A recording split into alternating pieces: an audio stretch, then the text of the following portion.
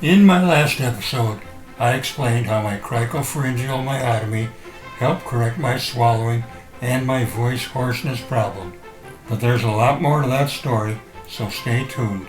You know the drill.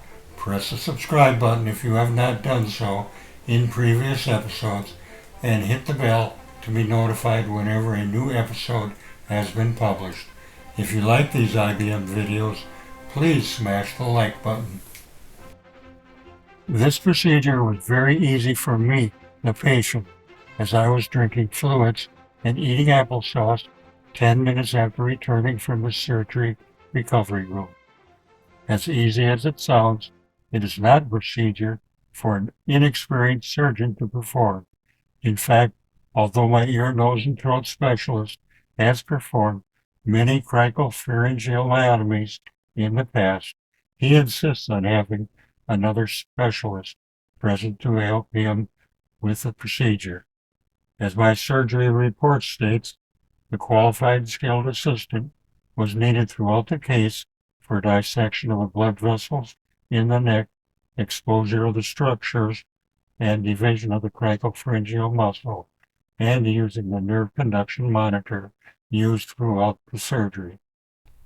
The complexity of the surgery for the surgeon leads me to the purpose of this video. During your pre-op appointment with your ENT specialist, he or she should be able to rattle off 5 to 10 minutes of risks that could complicate or fail the surgery. But before canceling the surgery because of all the risks, there are a couple of questions you might ask the surgeon. Number one, how many external cricopharyngeal myotomies has this doctor performed? Number two, how many times has the doctor experienced a surgery failure due to one of the surgery risks he mentioned? If so, which ones, and what was the final outcome? Chances are he will not have experienced any of the risk outcomes previously mentioned, but you should know about them. Ask your ENT what might be the result of not having this cricopharyngeal myotomy.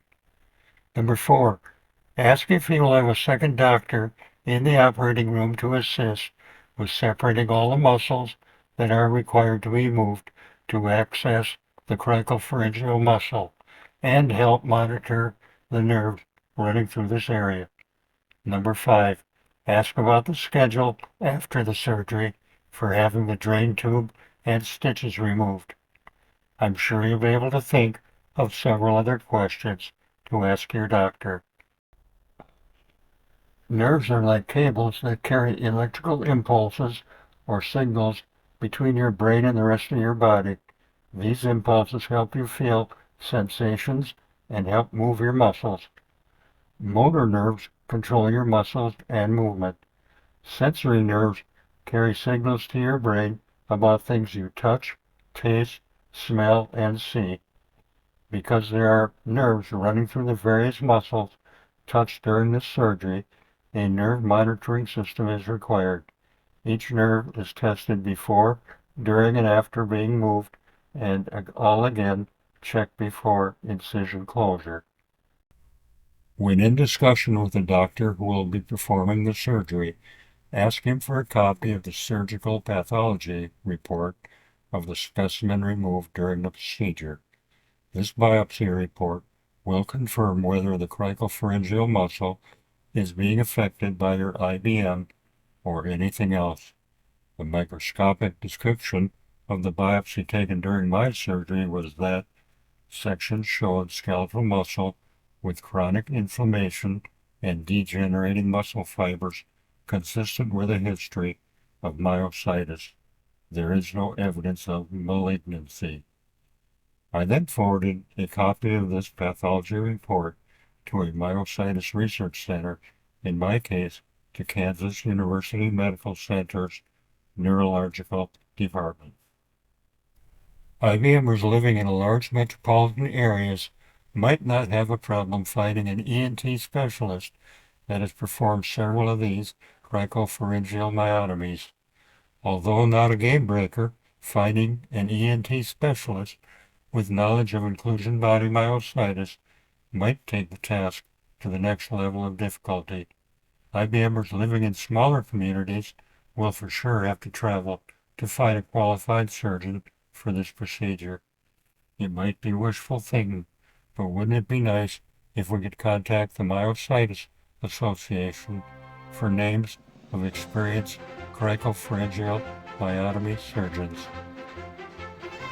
As an update to my swallowing, almost a month after the surgery, I'm happy to announce, and my caregiver is happy to witness, that I'm back to a regular diet now without any choking incidents due to stuck food in my throat. Any IBMer experiencing swallowing problems that may want to talk to me should initially contact me at my email address at ibmyositis@gmail.com. May God bless all the caregivers and IBMers of the world. Thanks for watching, and don't forget to subscribe if you haven't already done so.